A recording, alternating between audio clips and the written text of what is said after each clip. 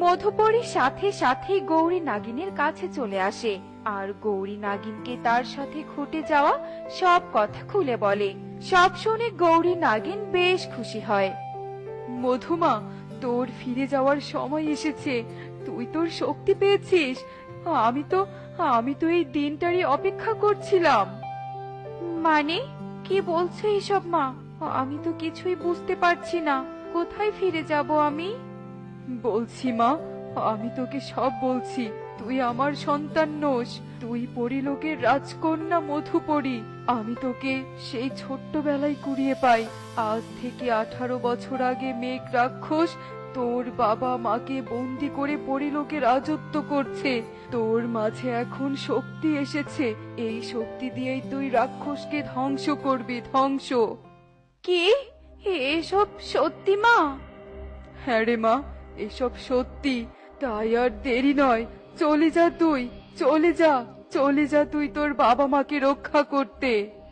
এত বছর আমার বাবা মাকে কষ্ট দেওয়ার শাস্তি আর আমাকে আমার বাবা মার কাছ থেকে দূরে রাখার শাস্তি তুই পাবি, পাবি রাক্ষস। আমি আসছি। মা, আমাকে আশীর্বাদ করো, আমি যেন সফল হতে পারি।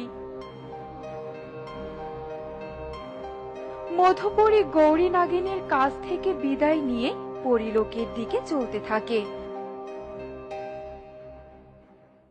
অন্যদিকে মেঘ রাক্ষস বলতে থাকে, বল, তোদের মণিমুক্তা কই? বল, এই রাজ্যের কোথায় লুকিয়ে রেখেছিস? বল। শয়তান, মরে গেলেও সেসবের সন্ধান আমি তোকে দেব না। কি বলবি না? তাহলে মর। মেঘ রাক্ষস জাদু করে একটা তরবারি প্রকট করে, আর যেই না পরিরাজাকে সেই তরবারি দিয়ে আঘাত করতে যাবে, ঠিক তখনই সেখানে মধুপরী আসে আর হুঙ্কার দিয়ে বলতে থাকে, দাঁড়া শয়তান, আমার বাবা মাকে আর একটা আঘাত করারও দুঃসাহস দেখাবি না। দাঁড়া বলছি। কে তুই? আর কে তোর বাবা মা? এখানে আসার সাহস কে তোকে দিয়েছে? আমি এই রাজ্যের রাজকন্যা মধুপরী, আর ওনারা আমার বাবা মা। তুই এখনো বেঁচে আছিস? সেদিন মরিসনি, কোনো সমস্যা নেই। আজ তোকে আর তোর এই বাবা মাকে একসাথে মারবো। সেই সুযোগ আর তুই পাবি না রাক্ষস। আজ আমরা নয়, তুই মরবি, তুই।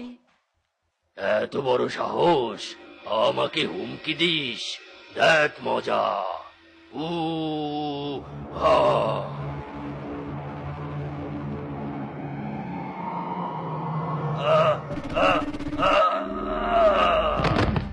মধুপরীর জাদুই শক্তির কাছে মেঘ রাক্ষস হেরে যায় আর আর্তনাদ করে সেখানেই শেষ হয়ে যায়। আর সাথে সাথে পরী রাজা ও পরী রানী মুক্ত হয়ে যায়।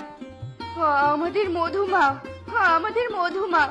আমরা ভেবেছিলাম তোকে আর কখনোই ফিরে পাবো না রে মা। তুই এতদিন কোথায় ছিলি মা, কোথায় ছিলি?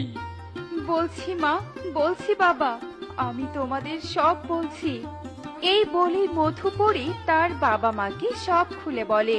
সব শুনে পরী রানী বলে, মধুমা, আমাদের নিয়ে চল তোর সেই নাগিন মায়ের কাছে, যে তোকে এত বছর আগলে রেখেছিল।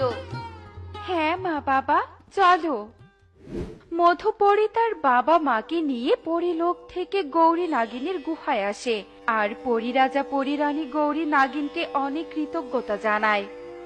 আমরা তবে এবার আসি নাগিন দিদি, তুমি সাবধানে থেকো, ভালো থেকো, কেমন? ঠিক আছে, তোমরাও ভালো থেকো। আমার এই মধুমাকে দেখে রেখো। মধুমা, তোর এই মাকে ভুলে যাস না। মাঝে মাঝে দেখা করার জন্য আমার গুহায় চলে আসিস কিন্তু। অবশ্যই আসবো মা, তোমাকে ভুলে থাকা সম্ভব নয়। বিদায় দিদি। বিদায়। মধুপরী তার বাবা মাকে নিয়ে পরিলোকে ফিরে আসে আর সুখেই দিন কাটাতে থাকে।